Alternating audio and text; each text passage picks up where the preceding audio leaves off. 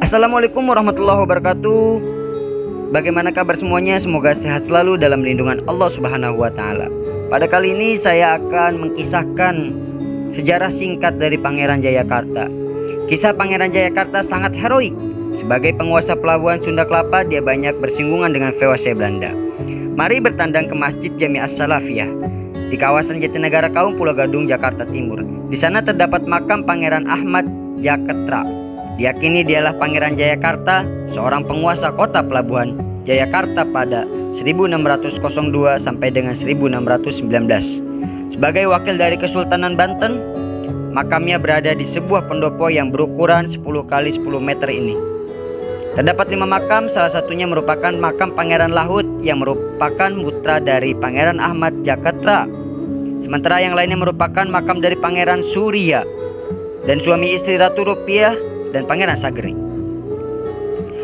Asal-usul Pangeran Jayakarta masih simpang siur alias tak jelas. Namun menurut Hikayat Hasanuddin dan Sejarah Banten rantai-rantai yang disusun pada abad ke-17, yaitu sesudah Sejarah Banten, Pangeran Jayakarta atau Jayawikarta adalah putra Tubagus Angke dan Ratu Pembayun, putri Hasanuddin, anak Sunan Gunung Jati, menantu Fathahillah. Pangeran Jayakarta mewarisi kekuasaan atas pelabuhan Sunda Kelapa dari Fathahillah yang berhasil merebutnya pada Februari 1527 dari kerajaan Pajajaran yang bersekutu dengan Portugis.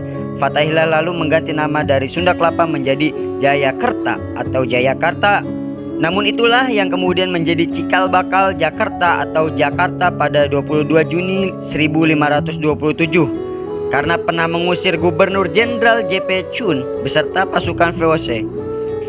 Sebuah perusahaan dagang asal Belanda, Pangeran Jayakarta merupakan orang yang paling diburu oleh tentara VOC. Lawan Pangeran Jayakarta tak hanya VOC, tetapi juga dengan Inggris.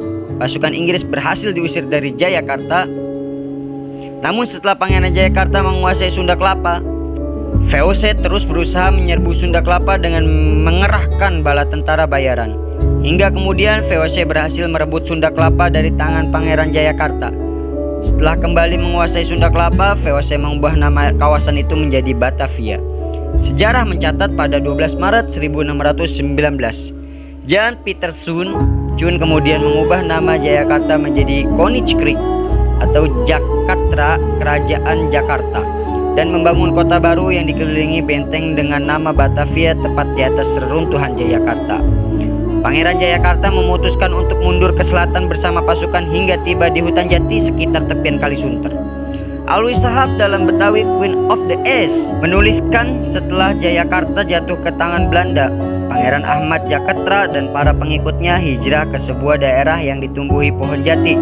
Sejak tahun 1619, daerah tersebut dikenal sebagai Jatinegara Kaum.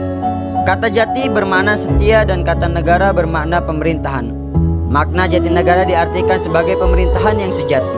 Pada 1620, Pangeran Ahmad Jaketra mendirikan sebuah masjid bernama Masjid Jami As-Salafiyah. Awalnya hanya seluas 4 pilar dengan selasar 5 meter di setiap sisinya. Dalam perkembangannya, masjid ini rupanya juga digunakan untuk menyusun perlawanan. Pangeran Ahmad Jaketra tinggal di Jatinegara Kaum hingga akhir hayatnya. Meninggal pada 1640, dia dimakamkan di dekat masjid yang didirikannya. Hingga saat ini banyak peziarah yang datang berkunjung ke masjid dan ke makam untuk meminta berkah dan sebagainya. Untuk mengenang perjuangan Pangeran Jayakarta saat perayaan ulang tahun kota Jakarta ke-441, Gubernur Ali Sadikin meresmikan berdirinya makam Pangeran Jayakarta. Kemudian pada 1999, berdasarkan pada Perda Khusus Ibu Kota Jakarta nomor 9, makam Pangeran Jayakarta diangkat statusnya menjadi benda cagar budaya. Langkah ini bagian dari upaya mengenang dan menghormati kisah Pangeran Jayakarta.